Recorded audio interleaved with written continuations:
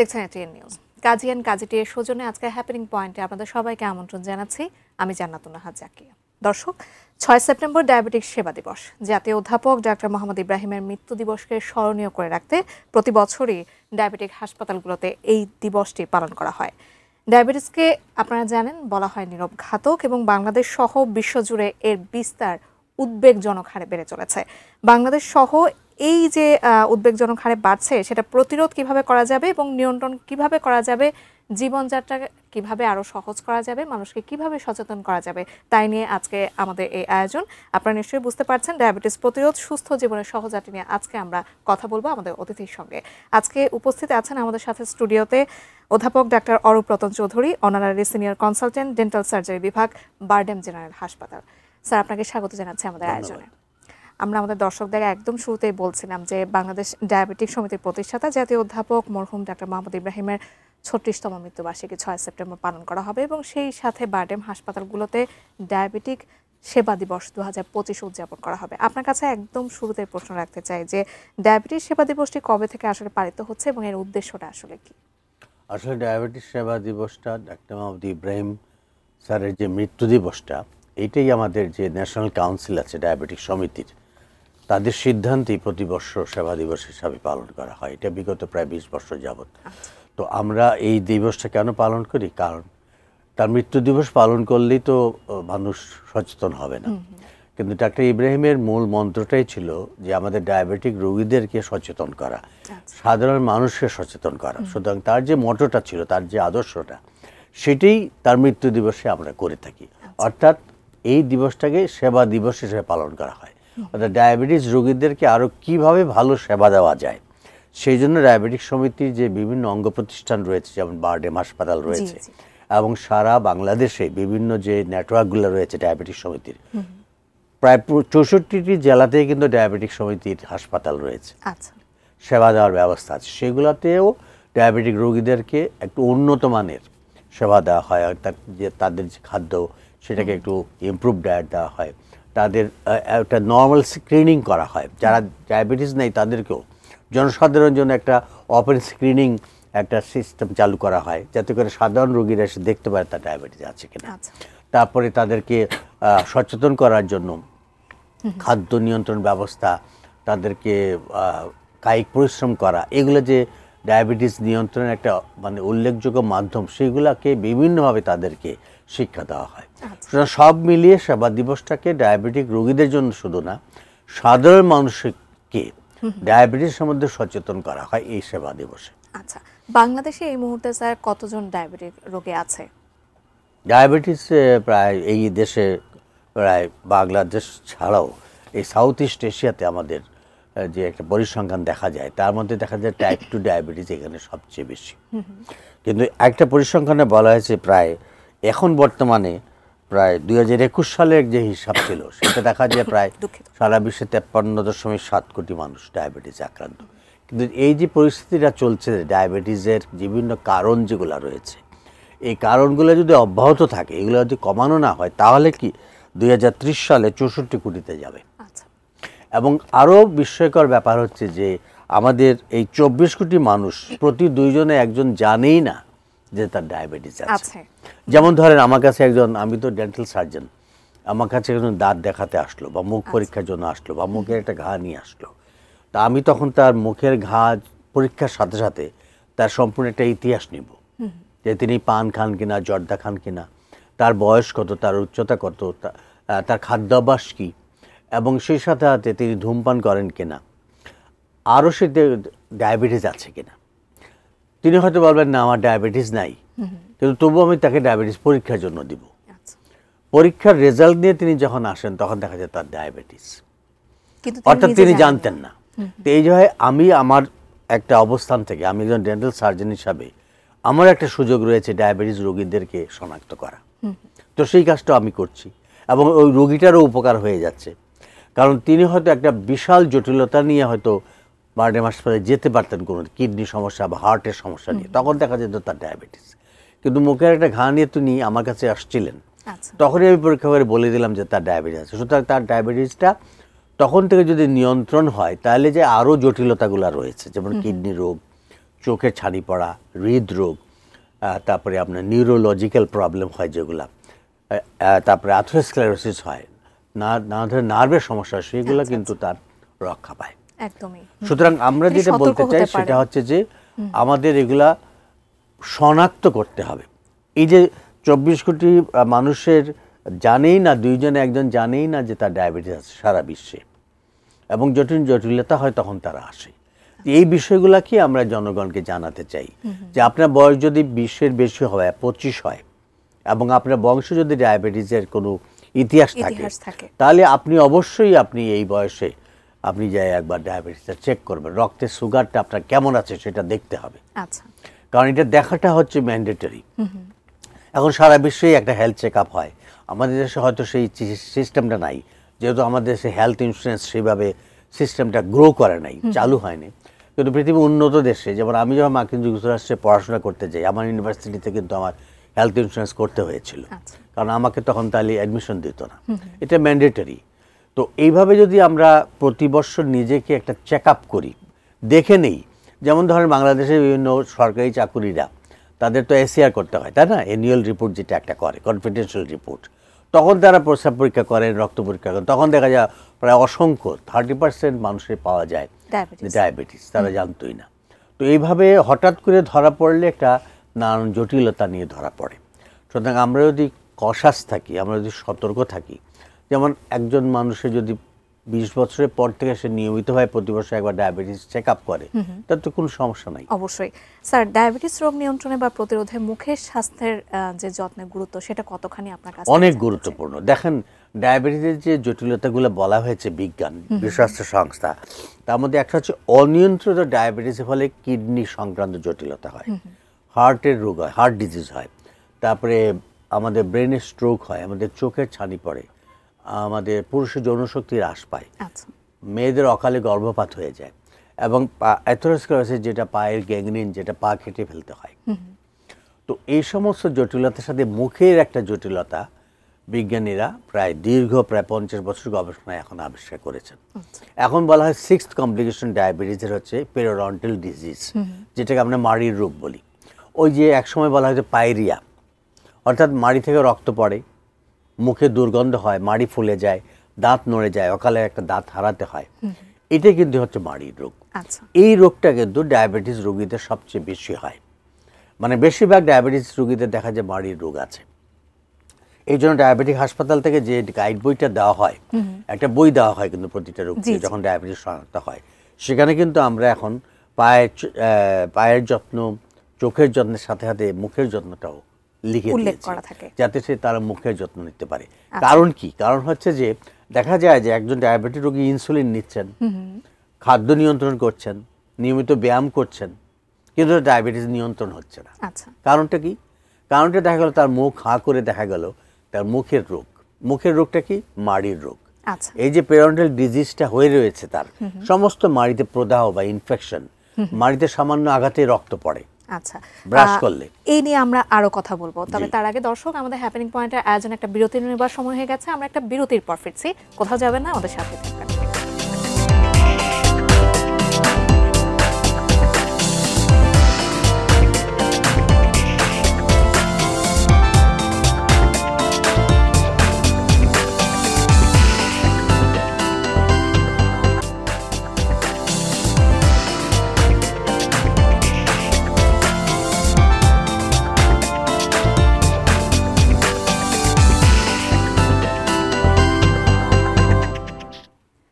বিরতির পর আরো একবার স্বাগত জানাচ্ছি আমাদের আজকের কাজিটির সৌজন্যে হ্যাপেনিং পয়েন্টের আয়োজনে। আজকে আমরা কথা বলছিলাম ডায়াবেটিস প্রতিরোধ এবং সুস্থ জীবনের সহযাত্রী নিয়ে। আমাদের সঙ্গে আছেন অধ্যাপক ডাক্তার অরূপ রতন চৌধুরী। বিরতিতে যাবার আগ মুহূর্তে স্যার আমরা মুখের স্বাস্থ্যের কথা বলছিলাম, ঠিক এই মুহূর্তে আপনার কাছ থেকে জানতে চাই যে ডায়াবেটিস নিয়ন্ত্রণে ধূমপান এবং তামাকজাত দ্রব্য কতটা ঝুঁকিপূর্ণ মুখের জন্য? খুবই একটা ইম্পর্টেন্ট প্রশ্ন। দেখেন, এখন তামাকের সঙ্গে বা ধূমপানের সঙ্গে সারা দেহের একটা সম্পর্ক বিজ্ঞানে প্রায় 50-60 বছর গবেষণায় আবিষ্কার হয়েছে। যেমন ধরেন, ধূমপান যারা করে তাদের ফুসফুসে ক্যান্সার হয় 80% ক্ষেত্রে, তাদের মুখের ক্যান্সার হয় 60% ক্ষেত্রে, এবং এছাড়াও তাদের হৃদরোগ হয়, ব্রেন স্ট্রোক হয়, 25টা রোগ হয়।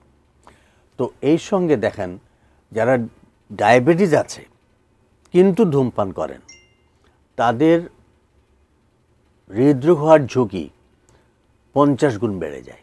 আচ্ছা। কিন্তু যাদের ডায়াবেটিস নাই শুধু ধূমপান করে তাদের 5 গুণ বেড়ে যায়। সুতরাং ডায়াবেটিসের রোগীদের জন্য এই তামাকটা ধূমপান হচ্ছে মারাত্মক একটা ঝুঁকিপূর্ণ বিষয়। এই জন্য আমরা ওয়ার্ডেম হাসপাতালে আমাদের ওই প্রতিটা রোগীকে তামাক ধূমপান যাতে তারা ব্যবহার না করে এবং এটার ফলে যে ক্ষতিটা হয় সেটার ব্যাপারে সতর্ক করি। যেমন ধরেন একজন রোগীর আপনার ডায়াবেটিস নিয়ন্ত্রণ হচ্ছে না, তাকে আপনি সম্পূর্ণভাবে সব চিকিৎসাই দিচ্ছেন, কারণ তিনি ধূমপান করেন বা তিনি পানির সঙ্গে জর্দা, তামাক, দোক্তা, খৈনি, সাদা পাতা, গুল এগুলো ব্যবহার করেন। মানে তামাক তো দুই ধরনের, একটা হচ্ছে স্মোকিং, যেটা টোবাকো স্মোকিং যারা করে, আর একটা হচ্ছে ওই যে জর্দা, গুল, দোক্তা, খৈনি, সাদা পাতা, গুল এগুলো যারা ব্যবহার করে, এগুলো কিন্তু ধোঁয়াহীন তামাক, কিন্তু এইগুলাও কিন্তু সমানভাবে ক্ষতিকর। অনেকে হয়তো ভাবেন যে স্মোক করে ছেলেরা তাদের মধ্যে শুধু ক্ষতি হয়, কিন্তু মহিলারা ঘরে বসে বসে, গ্রামের অসংখ্য মহিলা, লক্ষ লক্ষ মহিলা এখনো পানের সঙ্গে জর্দা খাচ্ছে এবং নানান ধরনের বাহারি জর্দা এখন বাজারে পাওয়া যাচ্ছে এবং সেগুলো ব্যবহার না করলে নাকি তাদের মজাই লাগে না। ওই যে একটা কথা আছে, জর্দা ছাড়া পারা তওবা ছাড়া গান জমে না। তো তাদের এই কথাতেই তারা মশগুল থাকেন, কিন্তু এটা এক ধরনের নেশা, এডিকশন, আসক্তি। তো এইটা তাদের ছড়াতে হলে আমরা এক ধরনের কাউন্সিলিং করি, অর্থাৎ যিনি ধূমপান করেন, যেসব ডায়াবেটিস রোগী বা তামাকে আসক্ত, তাদেরকে আমরা একটা মনোরোগ বিশেষজ্ঞের কাছেও পাঠাই, যাতে তার সাইকোলজিক্যাল যে ডিপেন্ডেন্সি হচ্ছে, এডিকশন, তো এটা যাতে তার ছাড়তে পারে, তা মানসিকভাবে তার একটা চিকিৎসা দেওয়া হয়।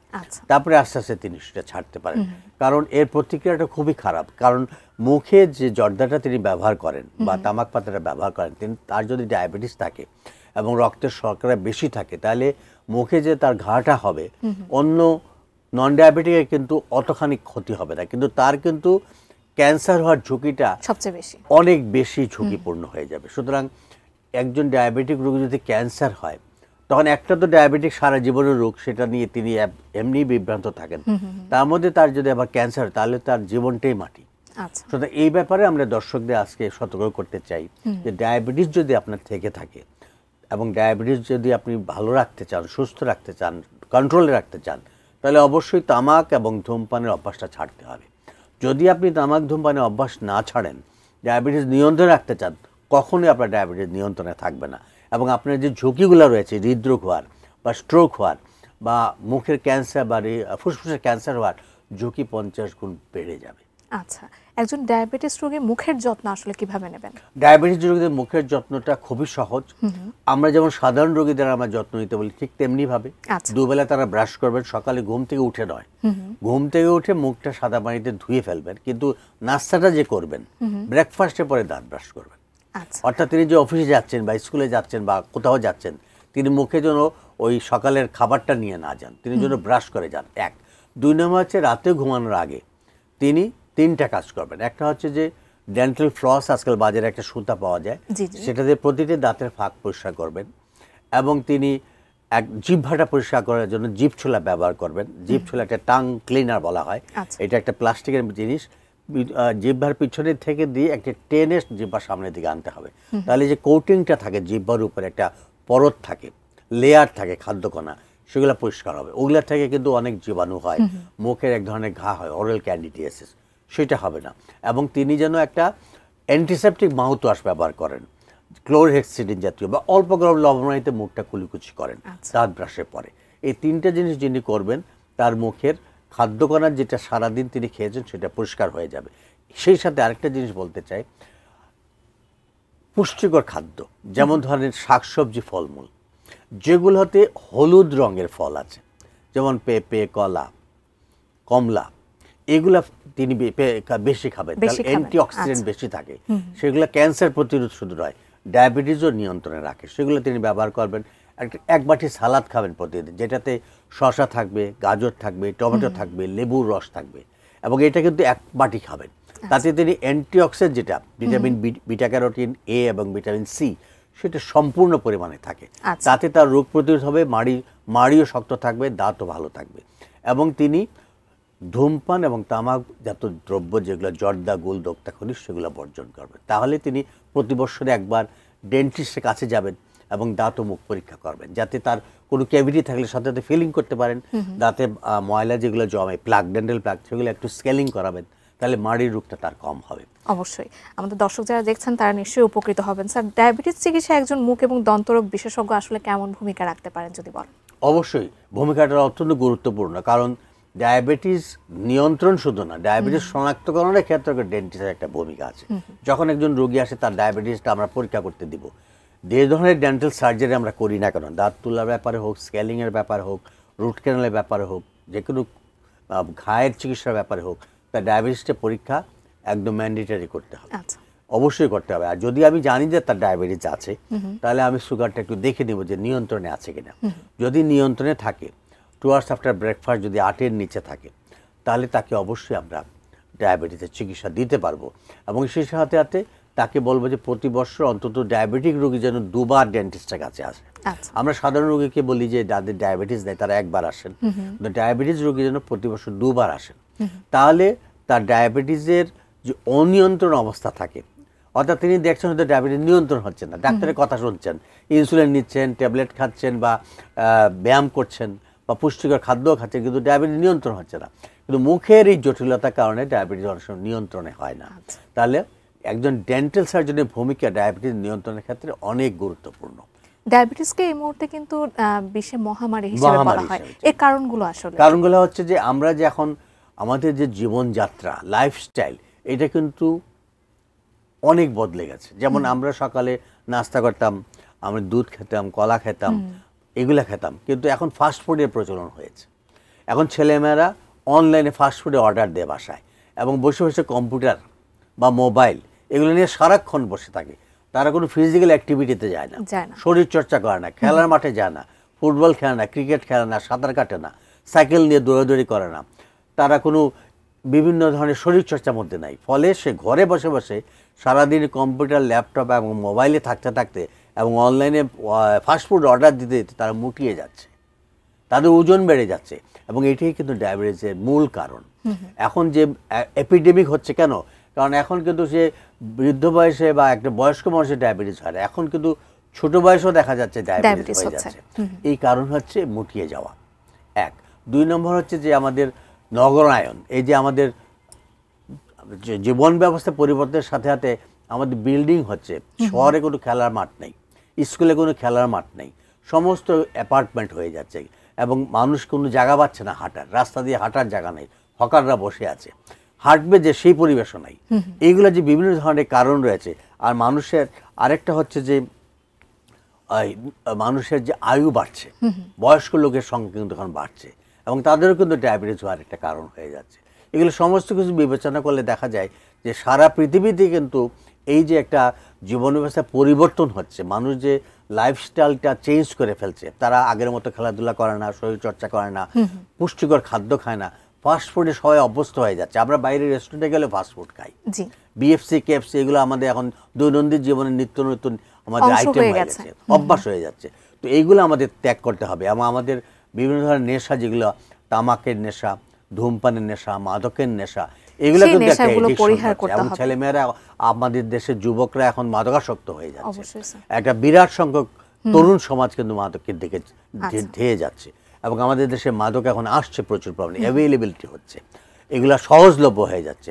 তো এইগুলাকে আমরা যদি কন্ট্রোল করতে না পারি এবং এই ফাস্টফুডকে বন্ধ করতে না পারি, তো পিতামাতাদের উদ্দেশ্যে আমি একটা রিকোয়েস্ট করব, ছেলে মেয়েদেরকে স্কুলে যাওয়ার সময় এবং ফাস্টফুডের দোকান থেকে কখনোই টিফিনটা কিনে দেবেন না। আপনি ঘরে তৈরি টিফিনটা বানান, একটা রুটি বানান বা একটা হালুয়া বানান বা একটা আপনি কেক বানান বা কিছু একটা বানিয়ে তাকে দেন টিফিন বক্সে। আপনি যাওয়ার পথে ফাস্টফুডের দোকানে কেন দাঁড়াচ্ছেন, সেখান থেকে ফাস্টফুডটা তাকে কেন দিচ্ছেন? সে তো মুটিয়ে যাচ্ছে, এবং এগুলো খেতে খেতে তার বডিতে মেটাবলিজম যে বেশি হচ্ছে, ফলে সে তার ওজন বাড়ছে, ফলে সে অচিরেই ডায়াবেটিসে আক্রান্ত হয়। অবশ্যই স্যার, আমরা আমাদের আয়োজন একেবারেই শেষ পর্যায়ে চলে এসেছি। আপনাকে অসংখ্য ধন্যবাদ আজকে আয়োজনে যুক্ত হওয়ার জন্য। আপনাদেরও ধন্যবাদ। দর্শক, আজকে আমরা কথা বলছিলাম ডায়াবেটিস প্রতিরোধ এবং সুস্থ জীবনের সহযাত্রী কিভাবে হওয়া যায় তা নিয়ে। অধ্যাপক ডাক্তার অরূপ রতন চৌধুরী আজকে আমাদের সাথে ছিলেন। তিনি দীর্ঘদিন ধরেই আসলে দন্ত এবং মুখের চিকিৎসায় কাজ করে আসছেন। তিনি যে পরামর্শগুলো দিলেন নিশ্চয়ই আপনারা তা শুনেছেন, এবং আপনাদের দৈনন্দিন জীবনে সেটা নিশ্চয়ই আপনার কাজে লাগাবেন। অসংখ্য ধন্যবাদ আমাদের আজকে আয়োজনের সঙ্গে থাকার জন্য, এবং পরবর্তীতে নিশ্চয়ই আমরা অন্য কোনো আয়োজনে আপনাদের সামনে চলে আসবো। সেই পর্যন্ত নিশ্চয়ই আপনারা এটি নিউজের সঙ্গে থাকবেন এবং কাজে সঙ্গে